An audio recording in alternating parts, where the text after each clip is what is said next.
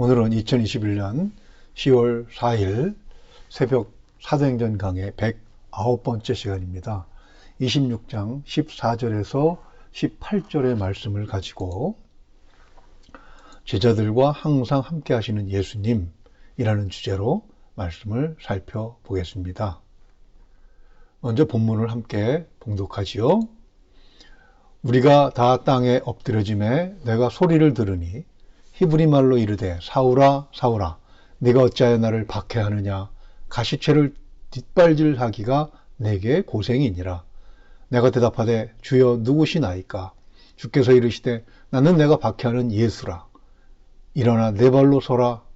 내가 네게 나타난 것은 곧 네가 나를 알아본 일과 장차 내가 네게 나타날 일에 너로 종과 증인을 삼으려 함이니 이스라엘과 이방인들에게서 내가 너를 구원하여 그들에게 보내어 그 눈을 뜨게 하여 어둠에서 빛으로 사탄의 권세에서 하나님께로 돌아오게 하고 죄 사함과 나를 믿어 거룩하게 된 무리 가운데서 기업을 얻게 하리라 하더이다. 아멘. 사도는 다메섹에서 빛을 보았을 때 14절에서 우리가 다 땅에 엎드려지매라는 표현을 씀으로 해서 혼자가 아니었음을 알게 해줍니다. 그런데 그 사건이 있었던 9장 7절의 기록을 보게 되면 그 빛 가운데서 예수 그리스도를 본 사람은 바울 자신밖에 없었습니다. 나머지 사람들은 소리만 들었습니다.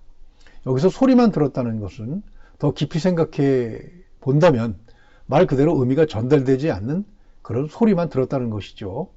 그 소리가 의미 있는 말로 들리고 질문과 대답이 있는 대화로 이어진 것은 바울 한 사람 뿐이었습니다. 즉 이렇게 말씀이 있었다고 하는 것은 이 빛의 비침이 특별한 의미가 있었다라는 것을 말해주는 것입니다.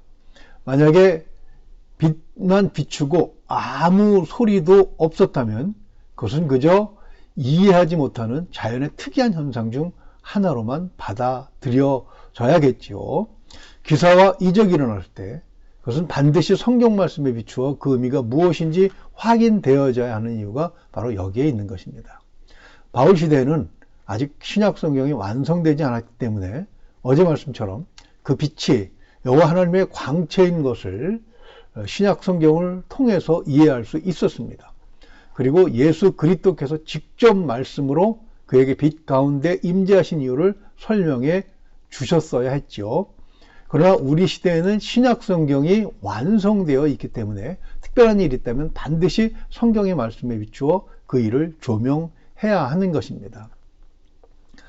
기도하는 가운데 성령 체험을 할 수도 있고 하나님께서 보여주시는 환상과 계시를 볼 수도 있습니다. 그것을 내 마음대로 내 생각대로 해석하는 것은 너무나 위험한 일이죠. 그것을 자의적인 해석이라고 하는데 여기서 일어나는 부작용은 말할 수도 없습니다. 수많은 이단이 여기서 발생하고 하나님의 뜻인 줄 알고 행했는데 그로 인해 낭패를 본 성도들도 많이 있습니다. 빛은 그 빛으로 바울을 찾아오신 주님께서 말씀하셨을 때 비로소 그 의미가 더욱 분명해질 수 있었습니다. 그 의미가 무엇이겠습니까? 첫째는 예수 그리스도께서 삼위일체 하나님의 한 분이심을 바울이 알게 되었다는 것입니다. 어제 살펴본 것처럼 그리스도께서 정오의 해보다 더 밝게 나타나신 것은 구약을 보면 하나님께서 선지자들에게 나타나셨던 모습과 같은 것이죠. 바울은 고린도 후서 4장 4절에서 그 경험을 이러한 결론으로 정리하게 됩니다. 그 중에 이 세상에 신이 믿지 아니하는 자들의 마음을 혼미하게 하여 그리스도의 영광의 복음의 광채가 비치지 못하게 함이니 그리스도는 하나님의 형상이니라. 아멘. 그 깨달음은 자기가 하나님의 일을 열심히 한다고 하는 것이 결국은 하나님의 일을 방해하는 일임을 깨닫게 되었다는 것을 의미하는 것이죠. 주님께서 나는 네가 박해하는 예수라고 하셨을 때 바울은 자신이 열심히 행하던 일들로 인해서 마음이 편치 않았던 이유를 비로소 깨닫게 된 것입니다. 주님은 이러한 바울의 마음을 아시고 그에게 가시체를 뒷발질하기가 네게 고생이니라 라고 비유로 말씀하셨습니다. 이 비유는 헬라의 속담이죠. 소나 말이 밭을 갈 때에 가시 넝쿨이 자꾸 걸려서 뒷발질로 그것을 떼어내려고 하지만 오히려 뒷발질을 하면 할수록 더 달라붙어서 괴롭게 하는 그런 현상을 말합니다. 바울은 스데반이 순교하기 전에 했던 설교를 가장 가까이에서 들었잖아요. 그는 그리스도인들을 붙잡아서 형벌을 가하면서 그리스도를 모독하는 말을 하게 했을 때 그리스도인 중에는 그렇게 해서 풀려나는 사람들도 있었어요. 그렇지만 많은 성도가 오히려 죽음으로 자신의 신앙을 증명하는 것을 보았습니다. 이때마다 그는 자신의 마음을 괴롭히는 양심의 찔림을 겪어야 했던 것이죠. 그리고 그것은 열심히 하면 할수록 점점 더 커져갔던 것입니다. 주님은 하나님의 영광의 광채로 나타나셔서 바울의 열심히 하나님의 일을 방해하는 것임을 깨닫게 하셨고 말씀으로 그것을 확증해 주신 것입니다. 아버지와 아들은 한 분이신 것이지요.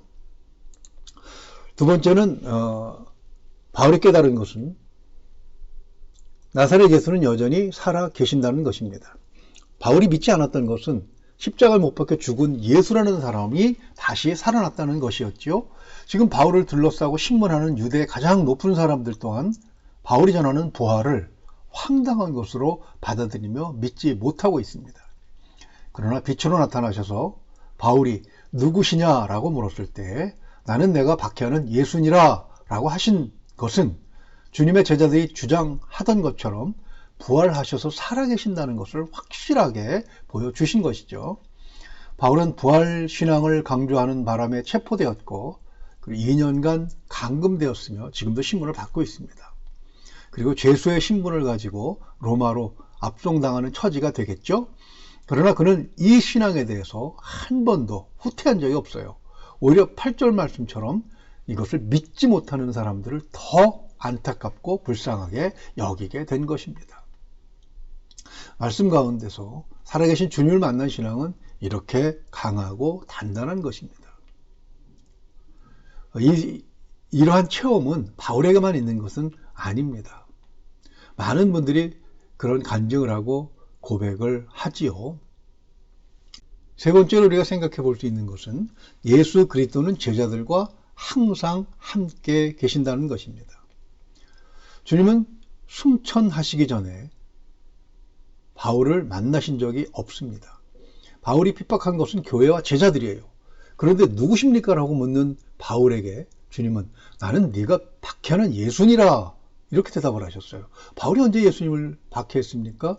이 말씀은 교회를 박해할 때 그것은 곧 주님을 박해하는 일이며 성도를 박해할 때도 그리스도를 박해하는 것이라는 뜻으로 하신 말씀인 것이죠. 사도 바울은 이 의미를 고린도전서 12장 27절에서 이렇게 풀어서 설명하고 있습니다. 너희는 그리스도의 몸이요 지체의 각 부분이라. 아멘. 즉 교회의 머리는 그리스도시고 당연히 교회는 주님의 몸이며 성도는 그분의 지체입니다. 머리가 몸과 따로 떨어져 있을 수 있겠습니까? 그렇다면 그건 죽은 몸이겠죠. 지체가 머리의 명령을 받지 않고 스스로 움직일 수 있겠습니까? 그렇다면 그것은 지체가 몸에서 잘려나간 것을 의미하는 것입니다. 사도 바울은 로마 총독과 분봉왕 아그리빠를 비롯한 유대의 높은 자들에게 빛으로 찾아오신 주님께서 맡기신 사명에 대해서 지금 설명을 하고 있습니다. 18절의 1, 즉 이스라엘과 이방인들을 어둠에서 빛으로 사탄의 권세에서 하나님께로 돌아오게 하고 죄 사함을 입어 천국 백성이 되게 하라는 것입니다.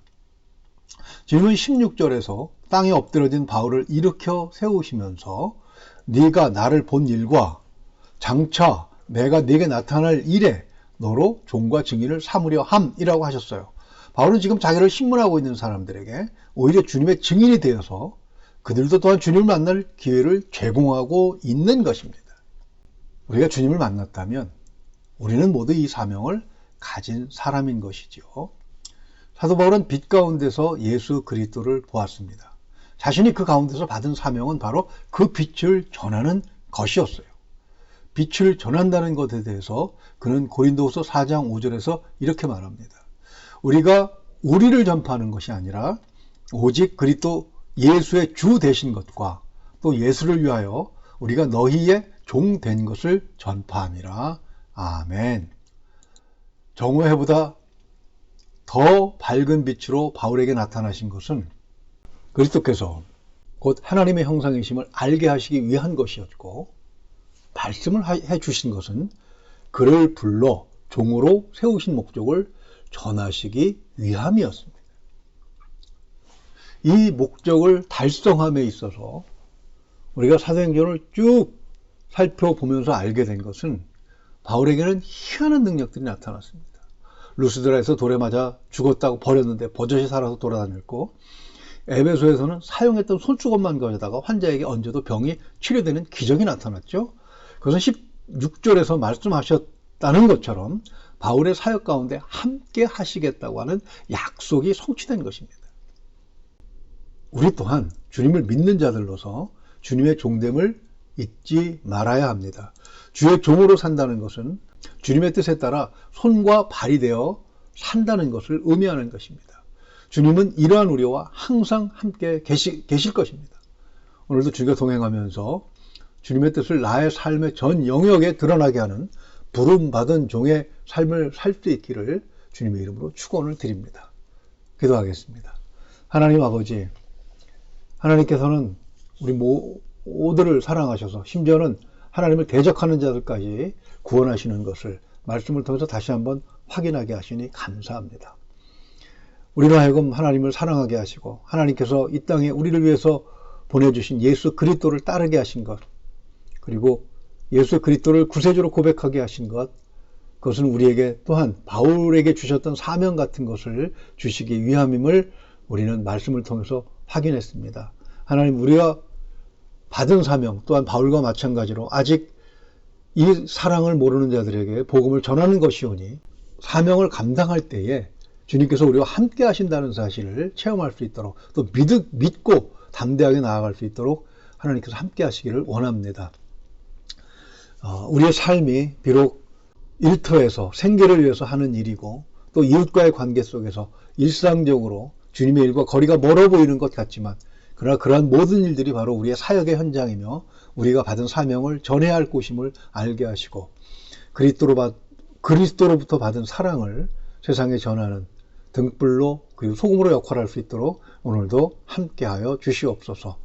믿고 의지하오며 우리 주 예수 그리스도 이름으로 기도하옵나이다. 아멘.